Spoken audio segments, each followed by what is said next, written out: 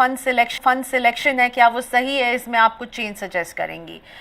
तो इनके पास है मोतीलाल ओसवाल का स्मॉल कैप 5,000 की सिप यहाँ कर रही हैं, बंधन के स्मॉल कैप में 5,000 की सिप है, मोतीलाल ओसवाल के माइक्रो कैप 250 इंडेक्स फंड में निवेश कर रही हैं 5,000 रुपये, और इन्वेस्को इंडिया के मिड कैप फंड में कर रही हैं 5,000 रुपये।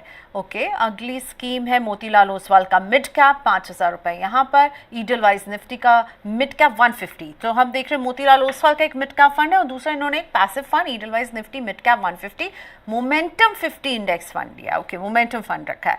वैल्यू में इन्होंने एक्सिस के वैल्यू फंड को चुना है, पराग पारिक का इनके पास फ्लेक्सी कैप है, निपॉन इंडिया का मल्टी कैप है, और इंटरनेशनल एक्सपोजर इनके पोर्टफोलियो में Edelweiss US technology equity FOF fund of fund से आ रहा है 5,000।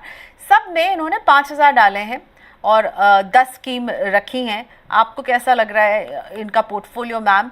50,000 रुपये डाल रही हैं श्रुति, 10 साल के बाद जो है घर खरीदने के लिए, डाउन पेमेंट के लिए कुछ पैसे यहाँ से निकालने का इरादा रखती हैं।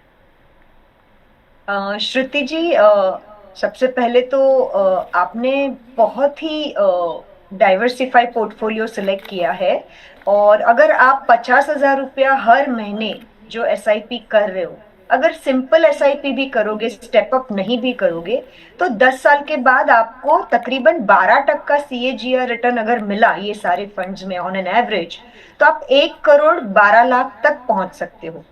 कंजर्वेटिवली 1 करोड़ तक पहुंच जाओगे। तो अगर आपको बेंगलुरु में घर लेना है तो डाउन पेमेंट कितना है वो पहले आप देख लीजिए। क्या 1 करोड़ आपके लिए सफिशिएंट होगा डाउन पेमेंट करने के लिए? ज्यादा लगेगा, कम लगेगा? तो उस हिसाब से आपको पहले कैलकुलेट करना पड़ेगा।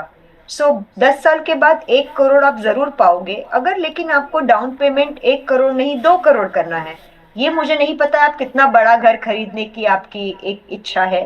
तो अगर आपका अमाउंट ज्यादा है तो आपको स्टेप अप करना पड़ेगा।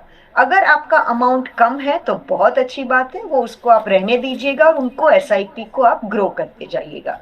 तो ये हो गया आपका घर लेने का जो एक कैलकुलेशन था, वो मैंने आपको समझाया। अब आपके फंड्स पे आते हैं। फंड्स बहुत ही अच्छे हैं आपके, बहुत ही डाइवर्सिफाइड है, बहुत स्मार्ट सिलेक्शन आपने किया है, ये मैं आपको बोलना चाहूंगी।